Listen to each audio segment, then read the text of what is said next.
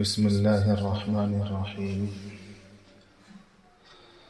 اللهم صل على سيدنا ومولانا محمد وعلى آل سيدنا ومولانا محمد وبارك وسلم. أعوذ بالله من الشيطان الرجيم. بسم الله الرحمن الرحيم. ولا تقربوا الزنا إنه كان فاحشة وساء سبيلا. آج کی گفتگو کا موضوع ہے جس قوم میں زنا اور سود عام ہو جائے اس کی تباہی یقینی ہے۔ سامعین کرام، بہت ساری معذرتوں کے ساتھ آپ حضرات کے سامنے میں اس موضوع کے اوپر گفتگو کر رہا ہوں۔ میرے اندر اہلیت نہیں ہے، لیکن چونکہ دین کا معاملہ ہے اور اس دنیا کے اندر ہی دین پر عمل کرنا ہے، اس لیے اللہ کے کسی حکم کو آپ بھاری نہ سمجھیں، یعنی اپنے لیے بوجھ نہ سمجھیں، بلکہ یہ سمجھیں کہ اس میں ہمارے لیے دین و دنیا کی طرح طرح کی بھلائیاں مثمر ہیں۔ ہمارے اور آپ کے لیے اور پوری انسانیت کے فائدے کے لیے اللہ تبارک و تعالی نے طرح طرح کے حکم ہمیں دیے ہیں اور طرح طرح کے احکام ہمارے لیے جاری کیے ہیں۔ نیکیاں اور معصیتیں دو الگ الگ چیزیں ہیں۔ نیکیوں کا مطلب یہ ہے کہ اللہ تبارک و تعالی کو راضی کرنے والے اعمال، اور گناہوں کا مطلب یہ ہے کہ اللہ کو ناراض کرنے والے اعمال۔ تو اللہ تبارک و تعالی نے نیکیوں کے کرنے کا حکم دیا ہے اور برائیوں سے روکا ہے۔ ان الصلاۃ تنہی عن الفحشاء والمنکر، بلا شبہ نماز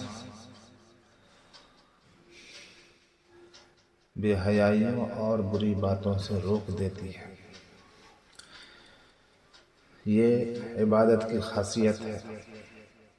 جب آپ عبادت کریں گے، نماز اور اذکار کا پابند خود کو بنائیں گے، تو اللہ تبارک و تعالی بتدریج آہستہ آہستہ آپ کو گناہوں سے پاک کر دیں گے،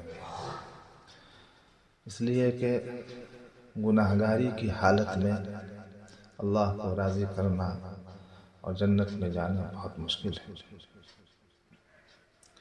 گناہگار اللہ تبارک و تعالیٰ کو بھی ناراض کرتا ہے اور خود کو جہنم کے قریب کرتا ہے یا جہنم میں داخل کرتا ہے۔ ہم لوگوں کی عادت یہ ہو گئی ہے کہ فضائل کی باتیں بہت سنتے ہیں، لیکن رذائل اور معاصی کے حوالے سے جب تذکرہ ہوتا ہے تو کہنے لگتے ہیں یہ کیوں سنا رہے ہو، ہم میٹھی میٹھی دوائی کھائیں گے، کڑوی دوائی نہیں کھا سکتے۔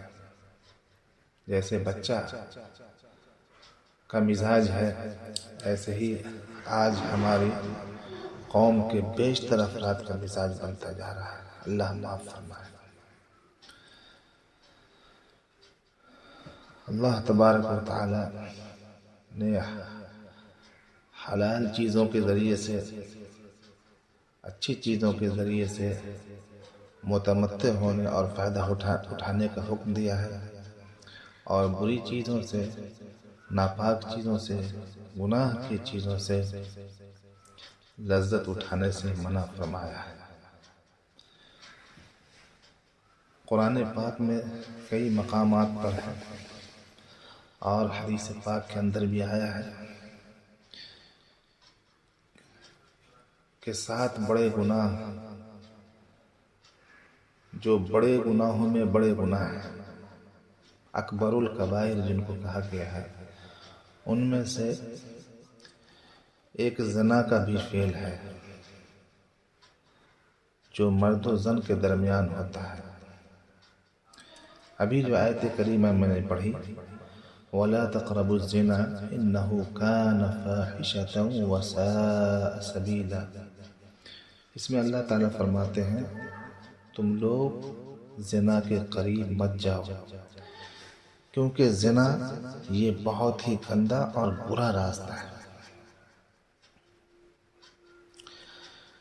ظاہر سی بات ہے جو شخص برے راستے کو اختیار کر لے گا اس کے لیے تباہی ہی تباہی ہے، نقصان ہی نقصان ہے، اور یہ سب پر آیا ہے۔ زنا یہ ہر مذہب میں ایک سنگین اور بھیانک جرم ہے، لیکن دین اسلام نے اس پر سب سے سخت پابندی عائد کی ہے۔ زانی پر اتنی شدید سزا نافذ کی ہے کہ جس کو سن کر یا دیکھ کر انسان کے رونگٹے کھڑے ہو جاتے ہیں۔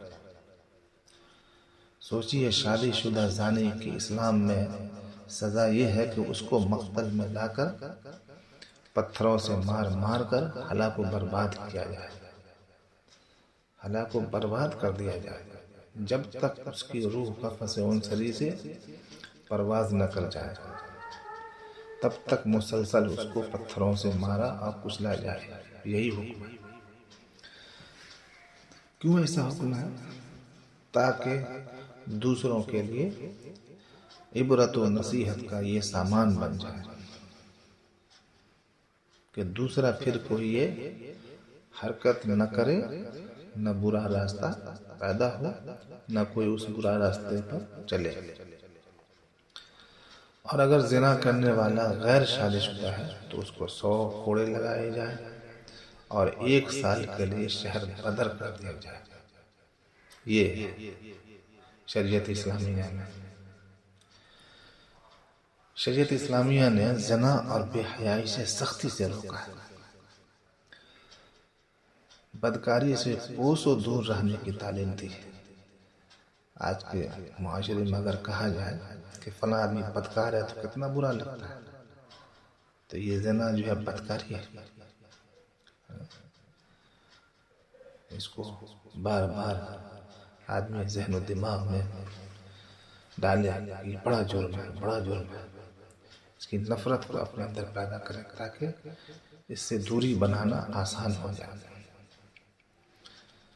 مگر افسوس، صد افسوس، اتنا عظیم گناہ ہوتے ہوئے آج ہمارے معاشرے میں زنا بالکل عام ہو چکا ہے۔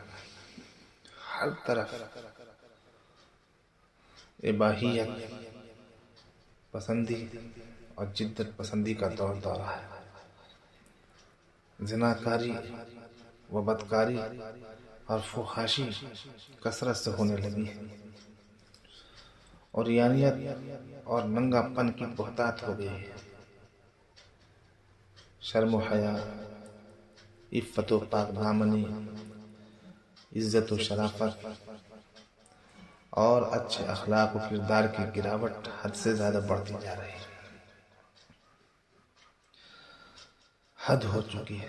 آج تو معصوم بچیاں اور نابالغ بچیاں بھی محفوظ نہیں، مگر سامعین کرام یہ یاد رہے کہ زنا یہ شرفاء اور عزت دار کا کام نہیں ہے، یہ فیشن کا معاملہ نہیں ہے۔ جس کو آپ فیشن سمجھ رہے ہیں یہ غلط فہمی ہے، بلکہ یہ گھٹیا اور ذلیل لوگوں کی شناخت، بے غیرت، بے شرم، بے حیا اور بے ایمان لوگوں کا مشغلہ ہے۔ آپ صلی اللہ علیہ وسلم نے فرمایا لا یزنی الزانی حین یزنی وہو مؤمن۔ صحیح بخاری کے اندر ہے کہ زنا کرنے والا جب زنا کرتا ہے تو وہ ایمان سے نکل جاتا ہے، اس وقت وہ مومن نہیں رہتا۔ اسی طرح زنا جس سماج میں بھی پھیل جائے، جس شہر کے باشندوں کے لوگ اخلاقی بیماری میں ملوث ہو جائے تو اس ظالم قوم پر ذلت و رسوائی مسلط کر دی جاتی ہے اور اسے رزق میں تنگی اور مال و عمر میں خیر و برکت سے محرومی کا سامنا کرنا پڑتا ہے۔ آج بظاہر رزق بہت ہے لیکن پریشان، پھر بھی کم، حل من مزید کہا جا رہا ہے۔ جس کے پاس پیسے ہیں اس کے پاس بھی تنگی ہے، اور جس کے پاس پیسے نہیں ہیں اس کو تو تنگی ہے ہی۔ یہ اس گناہ اور معصیت کی سزا ہوتی ہے کہ افلاس اور تنگی کی مصیبت میں اللہ تبارک و تعالی مبتلا کر دیتا ہے۔ اور اسی کے ساتھ ساتھ متعدد جان لیوا بیماریاں جو پچھلے زمانوں میں ناپید تھیں، پہلے زمانوں میں جو بیماریاں نہیں تھیں وہ سماج کے ظالموں کو جکڑ لیتے ہیں۔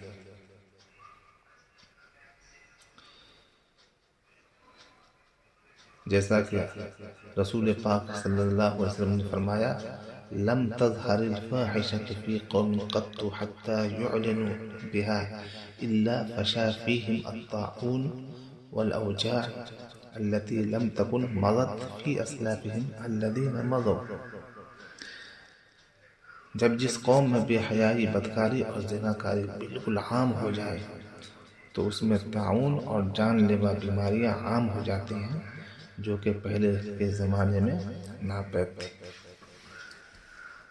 انسان کو حیرت ہوتی ہے کہ آج کے دور میں اتنی بیماریاں کہاں سے آ گئی، طرح طرح کی بیماری، ایسی بیماری جس کا تصور نہیں کر سکتے، نئی نئی بیماریاں پیدا ہو رہی ہیں۔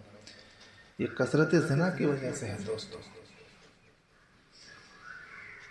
زنا کا تعلق آدمی کے سب سے برے اعمال سے۔ حضرت عبداللہ بن مسعود رضی اللہ تعالی عنہ فرماتے ہیں، ما ظہر الربا والزنا فی قریۃ الا اذن اللہ بإہلاکها۔ جس قوم میں زنا اور سود عام ہو جائے تو اس کی تباہی یقینی ہے۔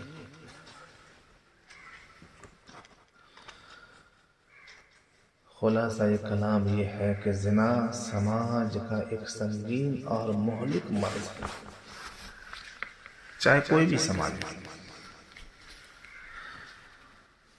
اس سے کوسوں دور رہنا اور اپنی شرمگاہ کی حفاظت کرنا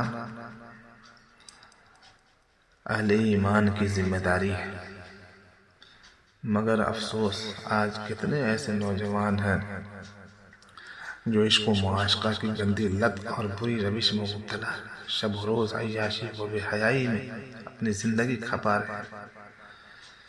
اس لیے ضرورت ہے کہ زنا سے اجتناب کیا جائے تاکہ خواتین کی عزت و ناموس کی حفاظت ہو سکے، ہماری نسلوں کی حفاظت ہو سکے۔ اللہ تبارک و تعالیٰ سے دعا فرمائے، اللہ تبارک و تعالیٰ ہم سب کو اپنی زندگی کے مقصد کو اچھی طرح سمجھنے کی توفیق عطا فرمائے۔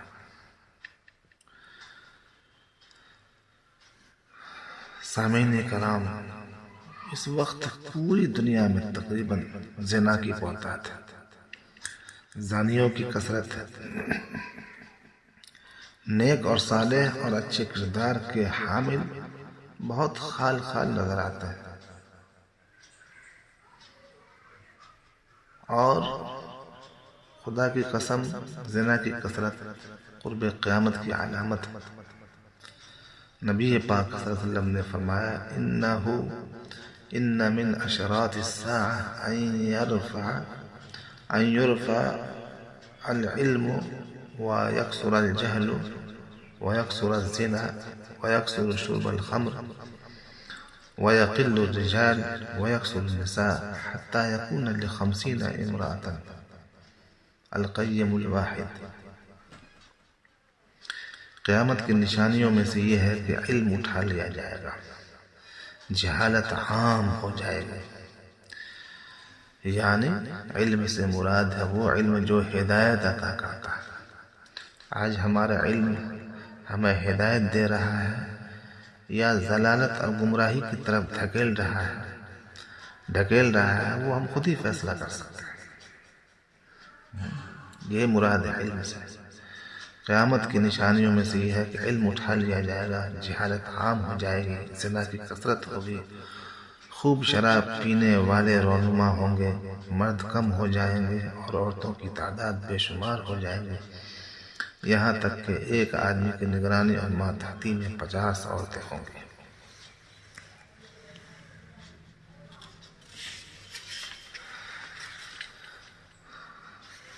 سامعین کرام، میں چاہتا ہوں کہ زنا کے جو کچھ نقصانات ہیں وہ آپ کے سامنے پیش کر دیا جائے، تاکہ ہماری آنکھوں کے اوپر سے پردے ہٹ جائیں اور اس معصیت سے بچنا ہمارے لیے آسان ہو جائے۔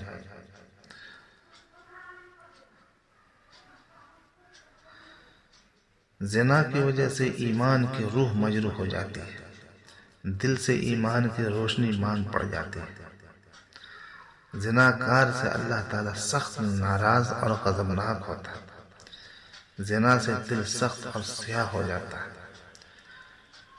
اس عمل سے لوگوں کی نگاہوں میں آدمی گر جاتا ہے، یعنی اس کی عزت خاک میں مل جاتی ہے۔ اس گناہ کی وجہ سے رزق کی برکت اڑ جاتی ہے، غربت و افلاس اور فقر و فاقہ سے انسان دوچار ہو جاتا ہے، دل سے سکون چھن جاتا ہے اور گھر اختلاف و انتشار کا گہوارہ بن جاتا ہے۔ یہ تجربے کی بات ہے، تجربہ کر کے دیکھیں۔ دنیا میں زانی کو سخت سزاؤں سے دوچار ہونا پڑتا ہے، طرح طرح کے حالات آتے ہیں اس کو۔ یہ ایسا گناہ ہے کہ یہ شرم و حیا، عفت و پاکیزگی اور غیرت کی چادر کو انسان سے کھینچ کر ذلت کے گڑھے میں ڈھکیل دیتا ہے، اور پھر انسان بالکل حیوان کی طرح بے غیرت ہو جاتا ہے۔ ایسا انسان اللہ تبارک و تعالی کی محبت سے بالکل محروم ہو جاتا ہے۔ اس کا دل اللہ کی محبت اور اس کی یاد سے خالی رہتا ہے۔ وہ ہمیشہ اپنے نفس میں خباثت ہی کو جنم دیتا ہے اور ہمہ وقت بدکاری کے لیے موقع کی تلاش میں سرگردہ رہتا ہے۔ اور یورپ وغیرہ میں دیکھیں، انگریزی ملکوں میں دیکھیں، اب تو اس کے اثرات ہمارے ملکوں میں بھی آ رہے ہیں کہ اس حرکت شنیعہ کی وجہ سے، اس زنا کی حرکت کی وجہ سے آدمی شادی جیسی عظیم عبادت سے دور ہونے لگتا ہے، اور یہی شیطان کی ایک بڑی چال ہے جس نے پورے یورپ کو ہلا کر کے رکھ دیا ہے، پریشان کر کے رکھ دیا ہے، بے ہوش کر کے رکھ دیا ہے۔ اس کے علاوہ دوستو، کثرت زنا کی وجہ سے دنیا میں سخت عذاب آتا ہے، اور ہم لوگ چند سالوں سے بار بار ان عذابوں کا مشاہدہ کر رہے ہیں، کبھی کسی شہر میں، کبھی کسی ملک میں، طرح طرح کے سونامی، تو طوفان، تو کرونا، تو کیا کیا، یہ آپ کے سامنے ہے۔ اور بیماریاں تو جنم لے ہی رہی ہیں، طرح طرح کی بیماریاں پیدا ہو ہی رہی ہیں، اور متعدد خطرناک بیماریوں کا یہ پیش خیمہ ثابت ہوتا ہے، جیسے کثرت اموات، طاعون، ہارٹ اٹیک، کینسر وغیرہ وغیرہ۔ اور اس سے نسب بھی خراب ہوتا ہے، یا نسب گڑبڑ ہو جاتا ہے، خلط ملط ہو جاتا ہے، اس گناہ کی وجہ سے ولد الزنا کا ایک آزمائش بھری زندگی کا جھیلنا بھی ہے کہ زانیہ سے جو اولاد یا زانی سے جو اولاد ہوگی وہ ولد الزنا ہے، حرامی النسل ہوگا. وہ بچہ زندگی کیسے گزارے گا آگے؟ اس کے اوپر لعنت ہوتی رہے گی، معاشرے میں کسی لائق نہیں رہے گا. اس لیے اسلام نے اس حرکت سے منع کیا کہ ایک جگہ سے اس میں شر نہیں، ہر طرف سے اس میں شر پھیلتا ہے، اس مرض کی وجہ سے، اس گناہ کی وجہ سے، اس معصیت کی وجہ سے. اللہ تعالیٰ پوری امت کی حفاظت فرمائے. اسی طرح اس کے اوپر خرچ ہونے والے دولت کا بے حساب خسارہ بھی ہے. بیوی کے حقوق بھی ختم ہوتے ہیں، انسان صحت سے محروم ہوتا چلا جاتا ہے، وقت ضائع ہوتا ہے. زناکار کے لیے برزخ میں دردناک عذاب ہے، اور وہ یہ ہے کہ زانی مرد و عورت بالکل ننگے ایک تنگ آگ کے تنور میں تپیں گے، اور قیامت کے دن زانی کے لیے سوائے جہنم کے اور کچھ نہیں. بوڑھے زانی سے تو اللہ بات ہی نہیں کرے گا، اور عام زانی کو یہ سزا ملے گی کہ اللہ تعالیٰ اپنی عظیم الشان نعمت جو جنت ہے آخرت میں اس سے محروم کر دے گا. لہذا ہماری بھی اور آپ سب کی بھی اور تمام مسلمانوں کی یہ دینی ذمہ داری بنتی ہے کہ ہم زنا جیسے مہلک مرض سے خود دور رہیں، اور اپنے گھر والوں اور اپنے بال بچوں کو بھی دور رکھنے کی بھرپور کوشش کریں. میں نے جیسا کہ پہلے شروع میں ہی بتایا کہ زنا کی حرمت و مضرت ہر مذہب اور دھرم میں مسلم ہے، اور اس کے متعلق آپ نے دسیوں بار سنا اور پڑھا ہوگا کہ زنا یہ دین و دنیا، آخرت، جان و مال اور عزت و آبرو کی ہلاکت و تباہی کا بہت بڑا ذریعہ ہے.